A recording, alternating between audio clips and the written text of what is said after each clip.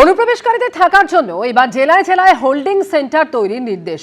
অনুপ্রবেশকারী ধৃত বাংলাদেশি এবং রোহিঙ্গাদের রাখার জন্য হোল্ডিং সেন্টার তৈরির নির্দেশ দেওয়া হলো। বেআইনিভাবে বসবাসকারী বিদেশিদের রাখার জন্য হোল্ডিং সেন্টার তৈরির নির্দেশ রাজ্যের সমস্ত জেলা শাসকদের। এই নির্দেশ দিল স্বরাষ্ট্র দফতর। যে সমস্ত বাংলাদেশি বা রোহিঙ্গাদের জেল থেকে ছাড়া পেয়েছেন তাদের সেখানে রাখা হবে।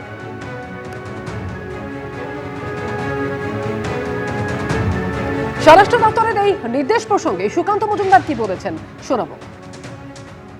বাংলাদেশি রোহিঙ্গা অনুপ্রবেশকারী অর্থাৎ যারা সিএ এর আওতায় পড়েন না তাদেরকে যদি পাওয়া যায়, বিএসএফ ধরে ধরে সঙ্গে পুলিশকে দিয়ে দেবে বা আরপিএফ ধরলে পুলিশকে দেবে, পুলিশ সোজা বিএসএফ এর কাছে ট্রান্সফার করবে এবং বিএসএফ সোজা বিপিও দিয়ে তাকে নিজের জায়গায় পৌঁছে দেবে, অর্থাৎ নিজেদের দেশ অর্থাৎ বাংলাদেশে তাকে পাঠিয়ে দেওয়া হবে।